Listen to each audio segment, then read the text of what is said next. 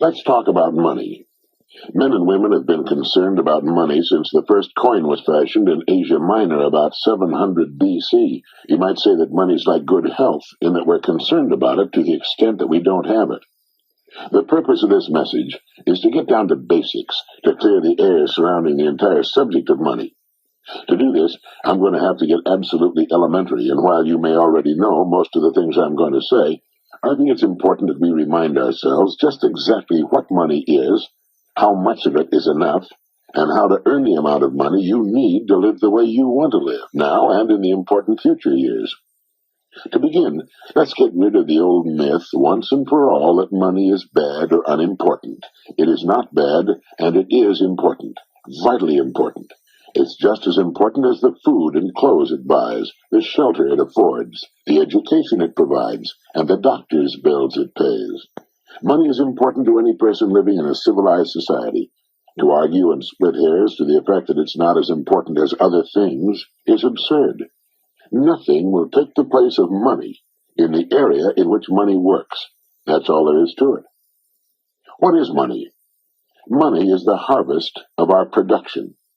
Money is what we receive for our production and service as persons, and which we can then use to obtain the production and service of others. We can quite often accurately gauge the extent of our production and service by simply counting the amount of money we receive for it. You will still hear people say, money won't bring happiness. The earning and possession of money has brought a lot more happiness than has poverty. Money's a warm home and healthy children. It's birthday presents and a college education. It's a trip abroad and the means to help the older people and the less fortunate. We're not saying that piling up a lot of wealth is important. What we are saying is that money is important because it's the only reward which is completely negotiable and can be used by everyone. Look at it this way. A diamond is more valuable than a lump of coal, yet that's exactly what a diamond was at one time. And just as a lump of coal can be transformed into one of the world's most valuable objects, a human being can vastly increase his own value to the world. Try to remember this formula. The amount of money we receive will always be in direct ratio to the demand for what we do, our ability to do it, and the difficulty of replacing us. A highly skilled human being is worth more money in our economy than a person who is not highly skilled and who can be easily replaced. This is not to say that one person is any better than any other person. Remember that in this message we're only talking about money, nothing else. This is why there are few limitations on a person within his company and industry. His income will be an exact proportion to the demand for what he does, his ability to do what he does, and the difficulty of replacing him. That's why the whole idea of trying to get something for nothing is ridiculous and won't work. A top jockey will earn upwards of $200,000 a year, which will represent 10% of the winnings of the horses he rides. You might say riding a horse serves no useful purpose, but the demand is there, useful or not. It's the same with a star in show business. His or her income will very accurately reflect the demand for what he or she does. And that's why preparation for life is so important. Luck has been defined as what happens when preparedness meets opportunity. A great opportunity will only make the unprepared, the unqualified, appear ridiculous. For every one of us, opportunities are all around us. Our ability to see them will depend in large part on how well we have prepared ourselves. Now, how do you stack up in this regard? Now, while this may sound elementary, you'd be amazed at the number of people who want more money, but don't want to take the time and trouble to qualify for it. And until they qualify for it, there's no way on earth for them to earn it. It's like the person who wants a good-looking figure but doesn't want to stay on a diet long enough to get it. To 9/10 of the world's population, the average North American is already rich. There's a greater difference between the standard of living of most of the world's population and our average worker than there is between the standard enjoyed by our average worker and the richest man in the country. Our working man has just about everything the wealthiest man has, only smaller. He has a home, car, often two of them, radio, TV, savings account, debts. They're just smaller. His food is as good and just as plentiful. His bed is just as comfortable. His home is just as warm in the winter. He has exactly the same amount of time, and just as much, maybe more, freedom. His life expectancy at birth is 70 years, For the rest of the world, on the average, it's less than 40. With only a fraction of the world's population, we in the free world have half of the world's total money income. We have more than 2/3 of all the automobiles on Earth. So in talking about money, let's understand that we're already rich as people. Now, how much do you want? How much money do you need to live the way you want to live, to accomplish the goals you have established for yourself? Most people think they want more money than they really do, and settle for a lot less than they could earn if they went about it the right way. The world will pay you exactly what you bargained for, exactly what you earned, but not a penny more. You remember the poem that goes, "I bargained with life for a penny, and life would pay no more"? Well, that's about it. We will receive not what we idly wish for, but what we justly earn. Our rewards will always be in exact proportion to our service. If you don't like your income, you must devise ways and means of increasing your service. And this is an individual thing. No one can do it for you, although you can get ideas from others. Your service must come out of you, your mind, your abilities, and your energy. A strong man cannot make a weak man strong, but a weak man can become strong on his own by following a specific course of action for a sufficient length of time. And a man who's already strong can become a lot stronger. It's the same with this business of money. A man who refuses to do more than he's being paid for will seldom be paid for more than he's doing. You may have heard someone say, "Why should I knock myself out for the money I'm getting?" Now, it's this attitude which, more than anything else, keeps a person at the bottom of the economic pile. He doesn't understand that only as we grow in value as persons will we receive the increased income we seek. If we try to stand still in our work, and millions do, we'll never know the rewards, nor the joy of accomplishment and the personal satisfaction and peace of mind which come only to the person of unusual achievement. There are two distinct steps we must take. First, we must decide how much money we really want. Once this decision is made, the second step is to forget the money and concentrate on improving what we now do until we've grown to the size that will fit and naturally earn the income we seek. Once we're fully qualified for the amount of money we decide to earn, we'll soon find ourselves earning it.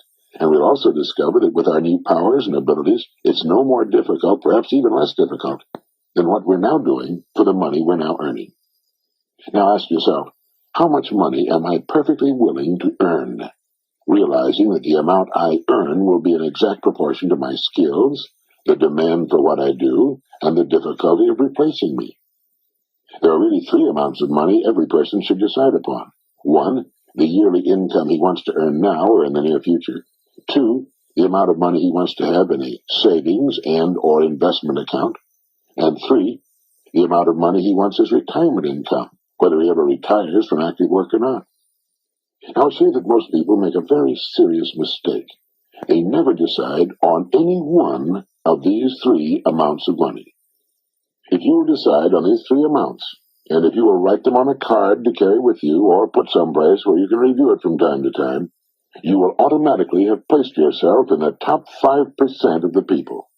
You will have a plan for your future, a blueprint for future financial accomplishment. You will know where you're going, and if you're serious about it, you will most certainly get there. You see, the trouble with people is not in achieving their goals. They can do that. It's in not setting goals that people get in trouble. They leave it to chance and find out sooner or later, and to their sorrow, that chance doesn't work, that they've missed the boat. It's estimated that only 5% decide on the money they'll earn, and then grow as persons into the size of the incomes they seek. They thus take their lives, their fortunes, and their futures into their own hands as they should, and accomplish their goals right on schedule all the years of their lives. You can do the same thing, and you can do it starting right now. There are two kinds of people where money's concerned. There are the majority who cut back on their wants to fit their incomes, and there are those free spirits in the minority who make their incomes fit their wants. Now, which is best for you? You must decide. Ben Franklin gave us the secret to wealth. He said the road to wealth lies in augmenting our means or diminishing our wants. Either will do, but the quickest way to wealth is to do both at the same time. Now, when you write down the yearly income you mean to earn, you no doubt know whether or not it's average for the work you're in or above average. The chances are good that the figure you decide upon will be above average, perhaps quite a bit above average. That's good. Now ask yourself, who in my line of work is now earning that kind of money? If you know, you'll have a good idea of what you have to do in order to earn it. Now, this is exactly how men move from the ranks into positions of top authority with corresponding incomes. I have no way of knowing your line of business. Regardless of the business you're in, it needs new leaders, men to come up in the years ahead. Everything is expanding, getting larger, and with the increase in size and scope, the most desperate need is for the dedicated, able person who can learn to lead the field, and to lead others as well. Some of the top executives in the nation today were once accountants, shipping clerks, struggling lawyers, service station attendants, salesmen far out in remote territories, sales clerks, mailroom boys, mechanics. You cannot think of a position from which people have not climbed to the top. Understand what I'm going to say, and it'll bring you and yours everything you want. It's not the job, it's the person. It's not your present circumstances which count, but the circumstances you make up your mind to achieve that are important. The only limit on your income is you. And the income you decide upon can be achieved within the framework of your present work, industry, or profession, where you already have a start and a place. All you need is the plan, the roadmap, and the courage to press on to your destination, knowing in advance that there will be problems and setbacks, but knowing also that nothing on earth can stand in the way of a plan backed by persistence and determination. With the income written down that you intend to earn, spend a part of each day thinking of ways in which you can increase your service, knowing that you have only to manage this and the income will take care of itself. Since the amount of money you want to earn is more than you're now receiving, your part of the bargain is to find ways of increasing your service until the gap has been bridged, and more than bridged. Look at your card, with the three amounts written on it. By setting a financial goal, you're demonstrating faith. You will find that you'll begin to become what others call lucky. You'll begin to get good hunches and ideas. You'll take far more interest in everything about your work and your company. You'll see opportunities in your work and environment you've never noticed before. In fact, you'll soon discover you're no longer the same person. You'll care less how others are doing their jobs and concern yourself more with the manner in which you do yours. By your example, you'll inspire others to do their jobs better. Have faith in yourself and the quiet, firm inner knowledge that you can and will accomplish your goals. Know that the answers you seek will come to you in their own time if you only keep looking for them. Above all, realize that money cannot be sought directly. Money, like happiness, is an effect. It's the result of a cause, and the cause is valuable service. Keep money in its proper place. It's a servant, nothing more. It's a tool with which we can live better, see more of the world, give our youngsters the education they need and a good start in life. It's the means to a happy, carefree retirement in later years. Money is necessary to modern life, but keep it in its place. You need only so much food to enjoy good health. You need only so much money to live comfortably, securely, and well. Too much emphasis on money reverses the whole picture.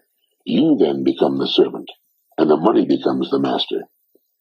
As Horace Latimer put it, it's good to have money and the things money can buy, but it's good, too, to check up once in a while and make sure that you haven't lost the things that money can't buy. Every person should know happiness in his work and home, and prosperity. These things can and should be yours. Now, play this message as often as you can during the next week. Fix your plans firmly in your mind, and relax. Keep cool and calm. Be as serene as you possibly can be. You have nothing to worry about. Right now, you may have no idea at all how the additional income you seek is going to come to you, nor how you're going to save the amount you want in a savings account, or how you can possibly arrange for the retirement income you've decided upon. That isn't important.